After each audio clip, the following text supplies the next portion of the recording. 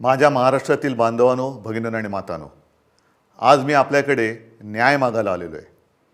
आणि हा न्याय व्यक्तिगत माझ्यासाठी नाही, तर आपल्यासाठी मागायला आलेलो आहे, लोकशाहीसाठी मागायला आलेलो आहे. गेल्या 2.5 वर्षापूर्वी आपल्या आशीर्वादाने जे आपलं सरकार चाललेलं होतं, ते सरकार कोणत्या पद्धतीने पाडण्यात आलं आणि कोणत्या पद्धतीने नवीन सरकार आपल्या माथ्यावरती आपल्या इच्छेच्या विरुद्ध बसवण्यात आलं, हे आपण सगळेजण भोगतो आहोत.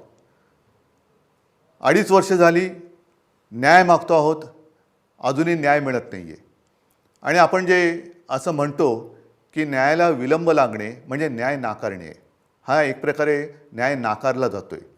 शेवटी न्यायालयाकडनं न्याय मिळत नसेल तर जसं लोकमान्य टिळक म्हणाले होते, त्या सर्वोच्च न्यायालयात म्हणजे आपल्या दरबारात मी न्याय मागण्यासाठी आलेलो आहे. काय केलं नाही या लोकांनी? माझा पक्ष म्हणजे आपला पक्ष तर चोरलाच.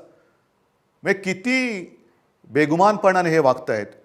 दिवसा ढवळ्या दरोडा घातला, आपला पक्ष चोरला, पक्षाचं नाव चोरलं, पक्षाचं चिन्ह चोरलं, अगदी शिवसेना प्रमुखांचा फोटोसुद्धा चोरला आणि म्हणे हे त्यांचे विचार घेऊन पुढे चाललेले आहेत.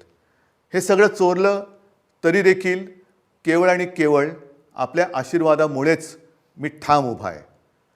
त्यांना जे काय वाटतंय की त्यांनी सगळं माझ्याकडनं चोरलं, कदाचित त्यांना ते चोरलं असं वाटत असेल, पण एक गोष्ट ते चोरू शकले नाही आणि चोरू शकत नाही, ते म्हणजे तुमचं प्रेम, तुमचा आशीर्वाद आणि तुमचा विश्वास. ह्या एकाच गोष्टीवरती मी या बेबंदशाही विरुद्ध, होय, बेबंदशाही विरुद्ध लोकशाहीची लढाई लढतो आहे. आणि त्याच्यासाठी मला तुमचे आशीर्वाद पाहिजे.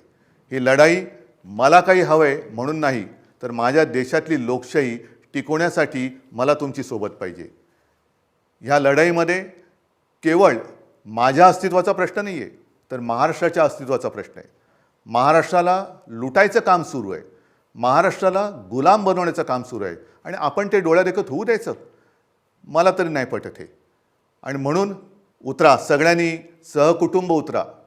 आपल्या कुटुंबात जेवढे मतदार आहेत त्या सर्वांनी उतरा आणि जिथे जिथे आपले उमेदवार उभे आहेत त्यांना भरघोस मत द्या.